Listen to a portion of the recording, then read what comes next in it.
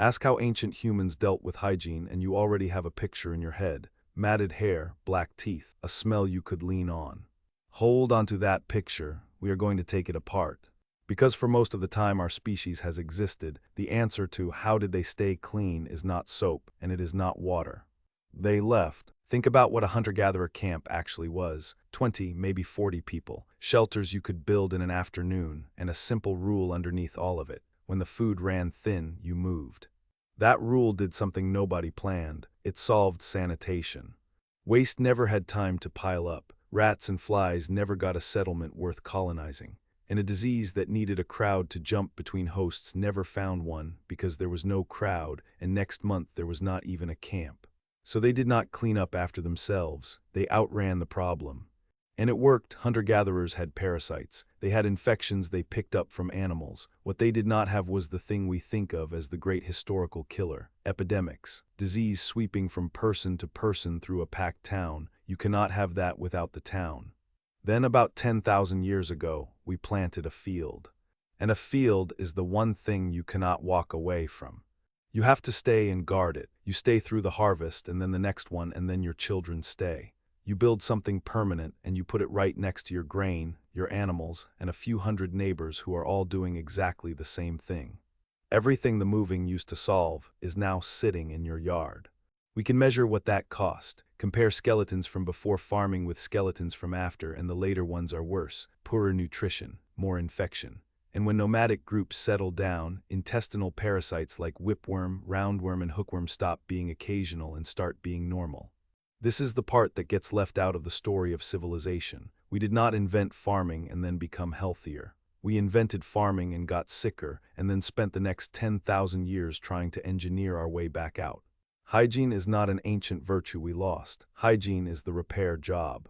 And the repair job started early, and it started better than you would guess. Around 4,500 years ago, in the city of Mohenjo-daro, in what is now Pakistan, someone put the drains under the streets.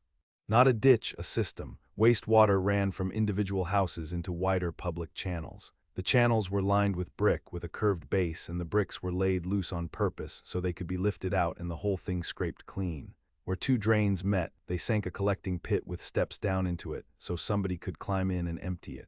That is not a lucky accident. That is a city planned by people who understood that if you are going to live on top of each other, someone has to think about where it all goes.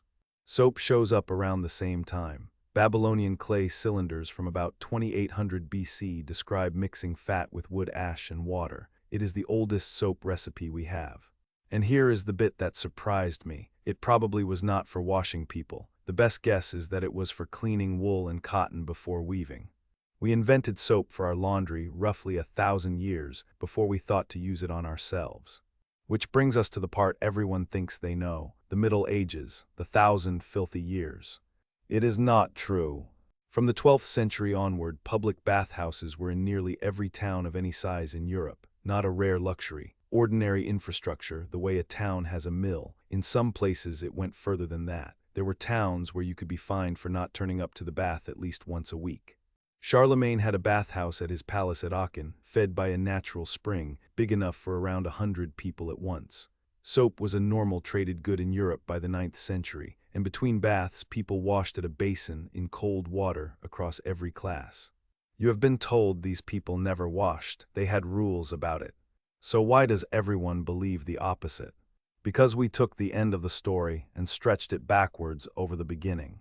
In the 16th century, the bathhouses closed, and what closed them was not sloth and it was not the church, although the church helped. What closed them was disease.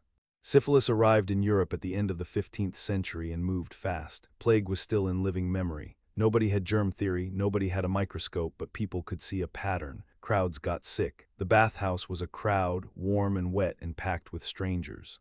So Europe stopped bathing together, and Erasmus watched it happen inside 25 years, and wrote that the new plague had taught people to avoid the baths.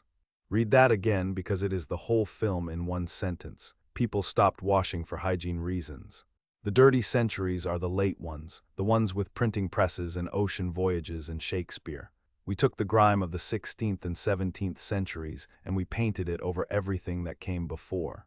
While we are here, two more things you have probably repeated at a party. The first is the Roman sponge on a stick, the shared one. In the public latrine, rinsed in vinegar, passed along the row, it is the single most famous fact about Roman toilets. It might not be true, the written sources are vague, and recent work argues the thing was a toilet brush for cleaning the latrine itself, not the person using it. Experts have not settled it, so the most repeated fact about Roman hygiene is currently an open question. The second one is that Romans brushed their teeth with urine. That comes from the poet Catullus, but read what he is actually doing. He is mocking a man from Iberia for it. The joke only works because it is a foreign habit, something Romans found funny and gross. We took a Roman making fun of foreigners, and we turned it into a fact about Romans. They did use urine though, just not there. Stale urine went to the laundries, where the ammonia in it cut grease and whitened togas, and it was valuable enough that the state taxed the trade. Now step back and notice the strange thing sitting underneath all of this. Not one of these people knew why it worked. The engineers at Mohenjo-daro did not know about bacteria. The Roman running a bath did not know about bacteria. The medieval town council fining you for skipping the bathhouse had no idea what it was protecting you from. Germ theory is about 150 years old. Sanitation is 4,500. For almost all of that time, we were doing the right thing for no reason we could explain. So what was steering? Disgust. That feeling is not squeamishness, and it is not manners. Researchers describe it as a behavioral immune system, an evolved response that reads cues of infection risk and pulls you away from them before any thinking happens and long before anyone could have told you what a pathogen was. Look at what reliably triggers it: rot, feces, open wounds, things crawling, bodily fluids that are not yours. That list is not random, and it is not cultural. It is a list of the ways a body catches something. You have an organ that fights infection after it gets in. This is the system that stops it getting in at all, and it runs on a feeling. So how did ancient humans deal with hygiene? For most of our history, they walked away from the problem. Then we planted a field and could not walk anymore and had to build our way out instead. Drains, soap, baths, rules, fines. And every one of those was built by people who could not have told you what they were fighting. You wash your hands today because you know about bacteria. That is what you would say anyway. But watch yourself the next time you find something in the back of the fridge. You do not run a risk assessment. You recoil first, and the reasons arrive afterwards if they arrive at all. That is the older system. It kept your ancestors alive for a very long time before anyone had a word for what it was doing.